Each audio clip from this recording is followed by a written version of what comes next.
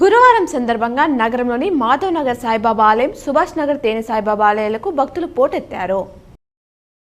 Paracetamol, పాంటోప్రోజల్ వంటి 52 రకాల medicine మే నెలలో నిర్వహించిన నాణ్యత పరీక్షలో ఫెయిల్ అయ్యాయి. వీటిలో అత్యధికంగా హిమాచల్ ప్రదేశ్ 22 నుంచే ఉన్నాయి. Rajasthan, Gujarat, TG, AP, MP రాష్ట్రాల నుంచి సేకరించిన మిగతా శాంపిల్స్ కూడా నాణ్యత ప్రమాణాలకు తగినట్టు లేవని కేంద్రం గుర్తించింది. ఎమ్మెల్సీ జీవన్ రెడ్డితో రాష్ట్ర కాంగ్రెస్ వ్యవహారాల ఇన్ఛార్జ్ దీపదాస్ ముంచి చర్చలు సఫలీకృతమయ్యాయి. జగిత్యాల ఎమ్మెల్యే సంజయ్ బీఆర్ఎస్ కాంగ్రెస్ లో చేరడంతో అలకబోనిన జీవన్ రెడ్డి తనకు పార్టీనే ముఖ్యమని చెప్పారు.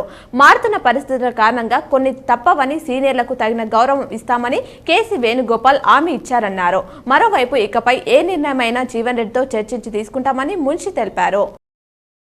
బీజేపీ సీనియర్ నేత, మాజీ ఉప ప్రధాని ఎల్కే అద్వానీ అస్తవ్యస్తకు గురయ్యారు. దీంతో వెంటనే ఆయనను ఢిల్లీలోని ఎయిమ్స్ ఆసుపత్రికి తరలించి చికిత్స అందిస్తున్నారు. ఇందుకు సంబంధించి మరిన్ని వివరాలు తెలియాల్సి ఉంది.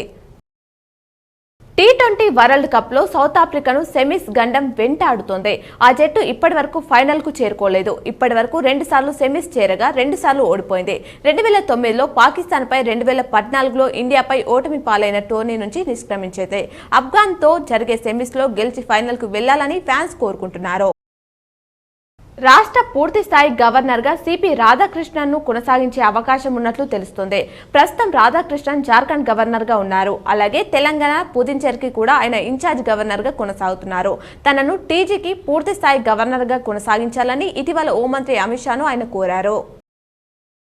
నాణ్యమైన సేవలు అందించినప్పుడు టోల్ వసూలు చేస్తే ప్రజలు ఆగ్రహాన్ని చూడాల్సి వస్తుందని కేంద్ర రవాణా శాఖ మంత్రి నితిన్ గడ్కరీ అన్నారు.